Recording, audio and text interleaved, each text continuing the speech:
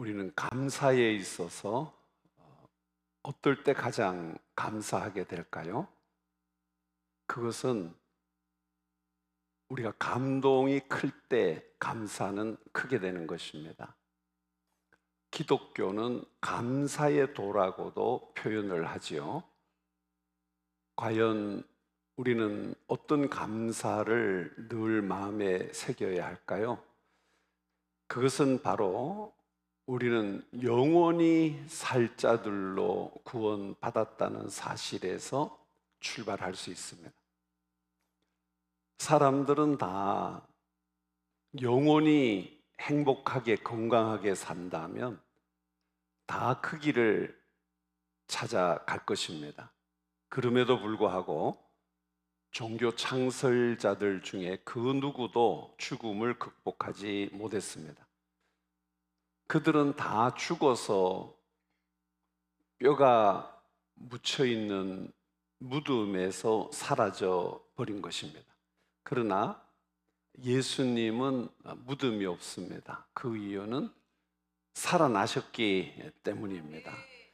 예수님은 하나님의 아들로서 죄도 흠도 허물도 없는 분이십니다.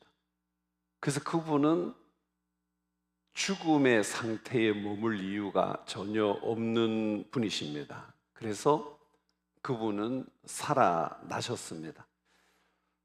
예수님은 하나님의 아들로서 무덤에 갇혀 있을 분이 아니십니다. 예수님께서 부활하지 아니하셨다면 오늘의 기독교는 없을 것입니다. 아무리 십자가 상에서 우리의 죄를 짊어지시고 대신 죽으셨다고 해도 살아나지 못하셨으면 오늘도 10억이 넘는 인구가 예수님을 믿는 그런 일은 없을 것입니다. 그래서 우리는 우리를 살리신 예수님의 그 크신 사랑을 늘 마음에 새겨야 하겠습니다. 그러면 우리는 소망이 넘치는 삶을 살 수 있게 됩니다. 오늘 우리는 다음과 같은 내용들을 함께 생각하면서 감사가 넘치는 삶을 살아가기를 원합니다. 첫 번째로, 하나님은 우리를 예수님과 함께 살리셨습니다.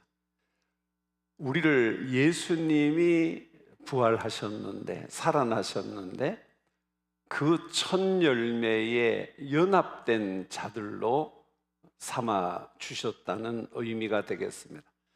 그래서 오늘 1절 본문 말씀에서 그는 허물과 죄로 죽었던 너희를 살리셨도다라고 선포하고 있습니다. 우리를 살리셨다고 선포합니다. 그래서 우리는 우리를 살리신 부활의 능력에 대해서 오늘 말씀은 계속되고 있는 은혜임을 나타내고 있습니다. 예수님이 부활하심으로 생명의 승리를 가져오셨고 그분께 연합되는 자들마다 다 부활의 생명으로 영원한 생명을 얻게 된 것이죠. 마귀는 예수님이 십자가에 못 박히셨을 때에 그분이 운명하실 것을 알고 있었기 때문에 그는 아주 흡족해 했을 것입니다. 또 비웃고 조롱했을 것입니다. 하나님의 아들을 마귀가 이겼다라고 여겼겠죠. 하지만 하나님께서는 예수 그리스도를 살리심으로 비웃고 조롱하던 사탄의 왕노릇하는 권세를 깨트리셨습니다. 그리고 예수 그리스도로 인해서 우리를 건져내시고 구원에 이르게 하신 것입니다. 예수님께서 세상에 오신 목적들 중에 중요한 목적이 바로 사탄을 멸하시기 위하여 오신 것입니다. 우리들이 구원받기 전에는 죄와 허물로 죽었던 자들인데 예수 그리스도를 믿음으로 예수님의 부활의 생명에 연합될 수 있는 구원의 은총을 받게 되었습니다. 이 말은 우리들이 마지막에 죽음을 이기고 우리들이 예수님 다시 오실 때 부활한다는 의미도 담고 있지만, 바로 영적인 의미에서의 이 새 생명은 우리들이 예수님이 꼭 오셔야 입을 수 있는 생명이 아니라 예수 그리스도를 믿는 순간에 우리의 영은 거듭나게 됩니다. 이 큰 축복을 우리들에게 주신 것이죠. 이래서 우리는 예수 그리스도의 죽으시고 부활하심이 우리의 육체에만 기대되는 것이 아니라 우리는 영적으로 이미 영원한 생명을 받았다는 사실에 감사하는 우리 모두가 되어야 할 줄 믿습니다. 어떤 사람들은 보면은 육체는 살아 움직입니다. 그러나 죄 사함을 받지 못했고 예수 그리스도의 생명에 연합되지 못했기 때문에 살아가는 데 있어서 영적인 무감각에 빠져 있습니다. 영적인 감각이 없어요. 영적인 감각이 없다 보니까 하나님과 교통이 이루어지지 않습니다.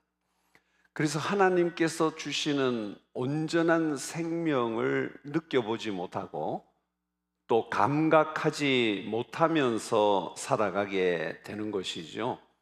그 결과는 오늘 말씀에 의하면 세상 풍속을 따라 살 수밖에 없는 자들로 표현을 합니다. 영적인 생명에 연결이 없으니까 세상 풍속을 따라 그냥 살아간다는 겁니다. 그 풍속 따라 살다가 또 마지막에는 사망에게 삼키워지는 거죠. 세상 풍속이라는 것은 세상이 용납하는 비도덕적인 생활 방식과 불경건한 욕심들을 따라 사는 것을 말합니다. 세상이 어느 정도 용인해 주는 그러한 비도덕적인 생활 방식, 또 사람들이 추구해가는 육신의 욕심들, 그것을 가르쳐서 세상 풍속이라고 표현을 했습니다. 또 그들은 공중의 권세 잡은 자를 따랐다라고 성경은 지적합니다. 여기에 공중의 권세 잡은 자는 사탄을 말합니다. 사탄이라는 말은 고소자라는 뜻을 지니고 있어요. 바울은 사탄을 마귀라고 에베소서에서 호칭했습니다. 그래서 공중의 권세 잡았다는 말은 우리가 살고 있는 이 세상에 영향권을 미치는 사탄의 영역에서 사람을 무너뜨림으로 에덴 동산에서 범죄케 한 걸 말하죠. 공중에 권세 잡았다라고 표현되어져 있습니다. 그러나 공중에 권세 잡은 사탄이 구원받은 하나님의 백성은 결단코 하나님과 단절시킬 수가 없습니다. 그래서 하나님께서는 사탄이 아무리 왕노릇을 하고 있는 세상일지라도 예수 그리스도 안에 있는 자들에게는 하나님께서 지키시고 보호하시고 생명의 줄을 붙들고 계시기 때문에 우리는 그 크신 사랑으로 인해서 은혜를 입은 자들이요, 계속적인 은혜를 입고 사는 하나님의 자녀들이 되었습니다. 그래서 오늘 본문 4절에 보시면 긍휼이 풍성하신 하나님이 우리를 사랑하신 그 크신 사랑을 인하여 우리를 살리셨다고 말씀하고 있습니다. 우리는 살리심을 계획하시고 우리를 살게 하신, 천지를 지으신 하나님으로 인해서 얼마든지 행복을 누리며 살게 된 줄 믿습니다.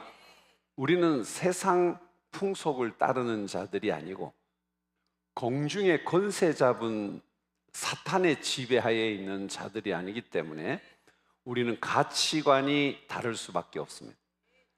우리는 인간론이 다를 수밖에 없습니다. 진화되었다가 다 죽으면 끝이다라고 생각하는 진화론적인 교육에 만족하지 못하는 자들입니다. 그 이유는 세상 풍속을 따라가지 않기 때문인 것이죠.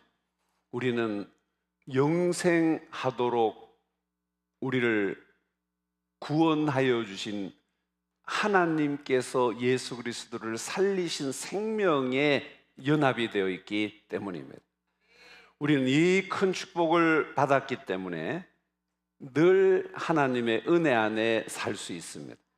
하나님께서는 우리들이 이러이러하기 때문에 너희들을 긍휼히 여겨 살리셨다고 하지 아니하시고, 그럼에도 불구하고 곧 우리에 있는 모습을 그대로 다 아시고, 도무지 우리는 희망도 없고 또 능력이 없는 버려진 자와 같은 사망 아래 던져진 자인데, 그럼에도 불구하고 살리시기로 작정하신 것은 바로 하나님의 긍휼하심 때문이요, 또 하나님의 사랑 때문인 줄 믿습니다. 그래서 하나님께서는 하나님을 배반한 자들을 다 버리실 수도 있으셨지만 버리지 아니하시고, 또 행위대로 갚지 아니하시고 긍휼히 여기시고 사랑으로 덮으셔서 우리를 구원하신 줄 믿습니다. 그래서 이것은 유대인들뿐만 아니라 이방인들까지 모든 세상 사람들을 구원하시기로 작정하신 하나님의 사랑에서 기인되는 것입니다. 그래서 오늘 5절 말씀에서 허물로 죽은 우리를 그리스도와 함께 살리셨고 너희는 은혜로 구원을 받은 것이라고 말씀을 하신 것입니다. 바로 이 말씀은 2장 1절에서 시작된 우리가 죽었다는 생각을 종결시키십니다. 이제 우린 그리스도 안에는 죽음이 없다는 사실인 거죠. 왜냐하면 그리스도와 함께 살리셨기 때문입니다. 이제 우리는 이 은혜의 세계에서 살아가야 합니다. 세상 풍습에 너무 익숙해져 있습니다. 우리는 공중의 권세 잡은 자의 지배하에 늘 선조들이 살아온 것처럼 우리도 습관적으로 종노를 할 때가 없지 않습니다. 그러나 하나님께서는 이미 우리를 살리셨다고 말씀하셨고, 그리스도께서 이 구원의 완성을 위하여 우리의 모든 죄와 허물의 값을 지불하신 줄 믿으시기를 바랍니다. 그래서 살리셨다고 표현한 내용의 말씀은 구원하셨다라는 뜻과 동의어로 사용이 되고 있습니다. 우리는 성령께서 예수 그리스도를 살리실 때, 곧 무덤에서 부활하게 하셨을 때 이미 하나님의 큰 사랑을 우리는 잊고 있었고, 예수 그리스도의 그 말할 수 없는 십자가의 대속의 공로로 그리스도와 연합이 되도록 성부 하나님께서 계획을 하셨습니다. 그래서 살리셨다는 표현은 죽은 자들로부터 부활했다는 표현으로 성경에는 여러 곳에서 사용이 되고 있습니다. 그래서 영적으로 죽어 있으면 하나님과 연결될 수가 없어요. 하나님의 생명과 연합이 될 수가 없습니다. 그래서 유일한 방법은 살리셔야 우리가 하나님과 아담 하와가 범죄하기 전 에덴 동산에서 교제했듯이 우리들도 하나님과 교제하며 교통할 수 있기 때문에 우리를 살리시기로 작정을 하신 것이죠. 그래서 그 하나님의 계획에 예수 그리스도께서, 우리 주 예수님께서 세상에 오셔서 그 구원의 역사를 완성시키신 것이 바로 십자가의 죽으심입니다. 주님이 대신 죽으시고 성령께서 예수 그리스도를 부활하게 하셨습니다. 그래서 우리는 죽으심으로 우리는 죄 사함, 곧 사죄를 받은 자들이에요. 예수님이 부활하심으로 우리는 의롭다함을 입게 되었습니다. 죄가 없는 자로 그 상태로만 두지 아니하시고 의를 입은 자로 부활케 하신 이 은혜에 대해서 살리셨도다 하는 말씀으로 우리에게 소망을 주고 있습니다.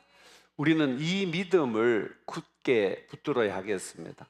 날씨가 무덥습니다. 폭염 가운데 우리는 세상이다, 세상을 따라 살아가고 있지만 우리는 바로 세상 풍속을 따라 살아가는 자들이 아니요, 공중의 권세 잡은 자의 지배하에 있는 자들이 아님을 기억하면서 우리는 이 큰 은혜 입은 자라는 사실을 생각할 때 폭염도 이길 수 있고 견딜 수 있고 세상 어려움들도 다 극복하고 우리는 주님의 부활의 영광에 연합된 자들로서 아름다운 은혜의 세계에서 살아갈 수 있음을 믿읍시다. 그래서 로마서 6장 8절 이하에 보면 만일 우리가 그리스도와 함께 죽었으면 또한 그와 함께 살 줄을 믿노니 이는 그리스도께서 죽은 자 가운데서 살아나셨음에 다시 죽지 아니하시고 사망이 다시 그를 이제는 주장하지 못하게 된 줄을 알미로다. 이렇게 기록을 하고 있습니다. 우리가 이 사실을 믿어야 됩니다. 이 사실을 믿는 믿음이 있어야 신앙이 흔들리지를 않아요. 오늘 왜 이렇게 신앙이 무너집니까? 아주 핵심적이고 생명의 근원이 되는 이 진리를 세상 풍습을 따라 살다 보니 교회 다니는 분들도 망각합니다. 알고 있고 또 신뢰하고 있으면서도 삶의 현장에서는 망각하는 때가 너무나 많습니다. 또 우리는 예수님이 살리셨는데도 아직 마귀에게 이끌려 받는 마귀의 유혹에 노출되어 있는 자들입니다. 그래서 우리는 하나님 앞에서 다시 산 자임을 기억하면서 이 무더위를 이겨 나갈 수 있을 줄 기대해야 하겠습니다. 로마서 6장 10절 이하에 보면 그가 죽으심은 죄에 대하여 단번에 죽으심이요 그가 살아 계심은 하나님께 대하여 살아 계심이니 11절에 이와 같이 너희 자신을 죄에 대하여는 죽은 자요 그리스도 예수 안에서 하나님께 대하여는 살아있는 자로 여길지어다 라고 해서 우리가 이미 주님 오시면 살아나는 것이 아니라 우리는 살아있는 자로 여길 것이라고 말씀을 했습니다. 이미 우리는 영으로는 살았고 이제 우리의 죄를 아직 담고 있는 육체, 예수님 부활하실 때 죄가 부활한 것 아닙니다. 죄는 부활하지를 못해요. 죄는 부활하지를 않았습니다. 예수님이 부활하신 것이죠. 그래서 죄 많은 우리 육체를 입은 우리 인생은 아직 육체는 부활하지를 못했습니다. 죄가 있기 때문입니다. 이걸 기억해야 돼요. 예수님의 부활은 죄도 부활시킨 것이 아니에요. 우리가 육체를 입고 있는 사람은 의인은 없나니 하나도 없기 때문에 우리도 다 죄 가운데 죽은 자들이요 죄의 악령과 악성과 악습을 지니고 있어요. 그러니까 육체는 아직 완전하지를 못합니다. 부활하지를 못했지만 우리 주님이 오시면 우리는 우리의 육체도 부활해서 우리 주와 더불어 영광 중에 우리는 살아가게 될 자들입니다. 이것이 우리에게 감사의 제목이 되어야 하겠습니다. 늘 우리는 현재만 바라보는 자들이 아니라 영원한 하나님의 나라를 사모하면서 우리 주님이 주신 구속의 은혜를 찬양하며 감사함으로 살아가야 할 줄 믿습니다. 두 번째로 우리를 예수님과 함께 일으키셨습니다. 우리를 일으켜 주셨다. 바로 우리는 살려 주셨을 뿐만 아니라 일으켜 주셨습니다. 그 의미가 아주 아름답습니다. 6절에 보면 또 함께 일으키사, 이게 함께 일으키사라고 오늘 본문에 말씀해요. 여기 함께는 그리스도와 함께입니다. 그리스도와 함께 일으켜 주셨다라고 말씀하신 것이죠. 예수님은 죽음에서 일으킴을 받으신 거죠. 죽어서 대신 형벌을 담당하시고 무덤에 누이셨는데 일으킴을 받으시고 무덤을 떠나게 되신 거예요.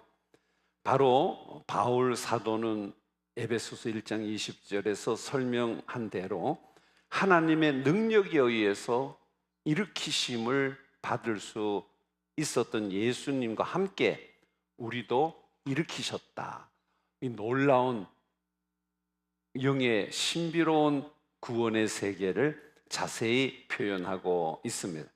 오늘 예수님을 믿는 우리들도 또한 일으킴을 받았다는 거죠. 예수 그리스도와 함께 일으키셨다는 것입니다. 마지막 때에 누릴 육체적인 부활과 영화에 대해서 우리는 확신을 가지고 신앙생활을 할 수 있는 자들이 되었다는 겁니다. 이래서 그리스도의 부활에 장차 참여하게 되는 자들이 되어서 우리는 이 새 생명을 부여받아 살아있는 자들이 되었다는, 이건 영적으로 성령의 인도를 받는다는 의미요, 하나님께서 이미 일으키셔서 살리셨을 뿐만 아니라 이제 우리는 사망의 종로로 가지 않을 수 있게 하셨다는 말씀입니다. 이래서 우리는 죽음에서 생명으로 인도하여 주신 하나님께 늘 감사하는 신앙생활을 이루어가야 하겠습니다. 세계적인 전도자 빌리 그레함 목사님이 이런 말을 했습니다. 서독 총리 콘드라 아데나워와 아침 커피를 나누고 있었다고 합니다. 대화를 하고 있던 중에 의례적인 인사를 마친 후에 그 독일 서독 총리가 목사님, 이 세상에서 가장 중요한 일이 무엇이지요? 하고 묻더랍니다. 얼마나 중요한 질문입니까? 이 세상에서 가장 중요한 일, 서독 총리로서 중요한 일을 많이 지금 하고 있는데 전도자 빌리 그레함 목사에게 그런 질문을 하는데 목사님은 기회가 주어졌다. 이분을 전도를 해야 되겠다. 복음을 전해야 되겠다. 이런 생각이 먼저 드는 중에 그분이 대답을 해버리더랍니다. 예수 그리스도의 부활이지요 라고 본인이 답을 하더라는 거예요. 가장 중요한 일은 예수 그리스도의 부활입니다. 나는 그렇게 믿습니다 라고 먼저 말을 하더라는 거죠. 그리고는 그는 그리스도의 부활은 가장 믿을 수 있는 사실입니다 라고 확신을 가지고 말을 하면서 믿음이 있다면 이 부활의 믿음으로 믿음을 가진 자라면, 이 말이죠, 이 세상에서 어떤 절망 중에도 소망을 가질 수 있습니다. 자기는 그렇게 믿는다는 거죠. 얼마나 기뻤겠습니까? 그러면서 소망을 강조하더랍니다. 그리고 덧붙이는 말이, 나는 은퇴하면 그리스도의 부활에 대한 과학적인 증거를 수집하면서 여생을 보내고 싶습니다. 아름다운 신앙을 가진 그 총리였죠. 우리가 모르지만 세상에는 많은 믿음의 사람들이 있어요. 아주 권세 있는 자들 중에도 신실한 크리스찬이 있습니다.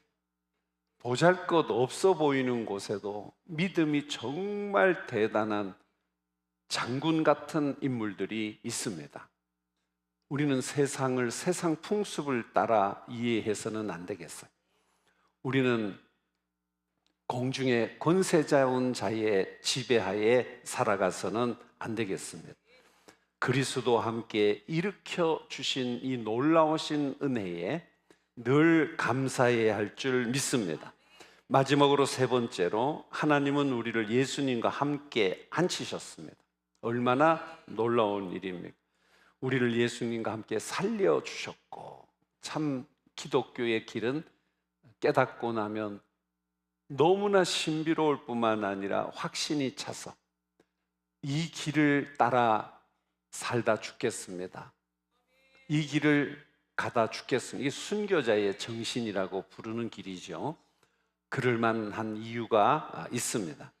우리를 예수님과 함께 일으키셨고, 세 번째, 우리를 예수님과 함께 앉히셨다고 했습니다. 우리를 그리스도와 함께 앉히셨다. 그럼 그리스도가 어디에 앉으셨어요? 하나님의 보좌 우편에 앉으셨다고 에베소서에 또 빌립보서 2장에도 기록을 하고 있습니다. 유명한 피터 마샬 목사님이 세상을 떠나실 때의 이야기가 있습니다. 늘 목사님은 경건 생활을 강조했던 분인데 임종 시간이 가까워 오니까 정들었고 사랑하는 부인이 눈물을 흘립니다. 그때 마샬 목사님은 빙그레 웃으면서 걱정 마세요 부인, 내일 아침에 다시 만납시다 라고 위로를 하더랍니다. 내일이 언젠지는 모르지만 천국에서 눈을 뜬 내일 우리는 다시 만납니다. 그 모습이 너무나 확신에 찼고 아름다워서 그는 남편이 세상을 떠나고 난 뒤에 나의 남편은 목사였다라는 책을 썼습니다.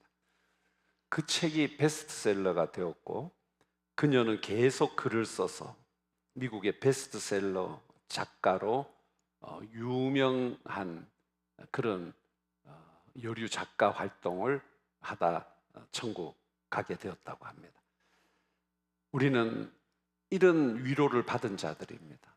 우리를 살리셨고 일으키셨고 그리스도 예수와 함께 앉혀주신 그 영광, 그 영광은 어디에 앉혀주셨을까요? 오늘 6절에서 밝히고 있습니다. 또 함께 일으키사 그리스도 예수 안에서 함께 하늘에 앉히신, 우리를 하늘에 앉히시는 아버지의 삶. 왜냐하면 이제 우리는 죄가 용서받았어, 허물도 사함을 받았어. 우리는 이 그리스도의 완전하신 성품에 참여할 만한 객관적인 무엇을 받은 자들이죠. 그래서 그리스도께서 하늘에 앉혀지신 것처럼 오늘 우리들의 구원도 이러하다는 말씀이 되겠습니다. 그리고 에베소서는 지금 이미 우리를 살리셨고 앉혀주셨다고 가르치고 있습니다. 우리는 미래적인 구원으로만 생각지 마시고, 물론 우리의 육적 부활은 예수님 오실 때 이루어집니다. 그러나 우리는 육을 입고 있는 영의 생명을 소유한 자들로서 얼마든지 이 신비스러운 세계에서 신앙생활을 합니다. 우리 성도님들 소망을 가지십시오. 신앙생활에 더 가치를 부여하십시오. 우리가 받은 이 구원은 그냥 대충 주일날 한번 생각 없이 예배드리고 가서는 너무나 안타깝습니다. 그렇지 않습니다. 또 이 폭염에 교회에 나온 우리 성도님들도 많은 숫자들이 다 택함을 받지 못했다 그랬어요. 성경에는 초청은 청함은 많이 받았는데 그 중에 보니까 택함을 받은 자, 곧 오늘 우리 주님은 믿음을 보시는 거죠. 믿음이 없이 그저 교회를 출입하는 자들은 이 세계를 바라보지 않습니다. 역시 교회는 다니는데 세상 풍습을 따라서 합니다. 공중에 권세 잡은 자의 조종을 받으며 살아갑니다. 이 자들은 이 영광의 자리에 앉을 수 있을까요? 생각해 보시기 바랍니다. 그래서 우리는 하나님께서 우리에게 이 큰 은혜를 주신 이유가 있다고 했습니다. 그 이유는 결론적으로 하나님의 그 크신 사랑과 그 한량없으신 긍휼을 나타내시려고, 하나님의 성품을 그대로 나타내 보이시려고 그럼에도 불구하고 우리를 구원해 주셨다는 겁니다. 우리는 이 은혜를 찬양하면서 감사가 넘치는 행복한 신앙생활을 할 수 있을 줄 믿습니다. 어려운 이 폭염의 삶이 힘들지라도 이 소망의 말씀 붙드시고 늘 믿음으로 충만하시기를 축원합니다.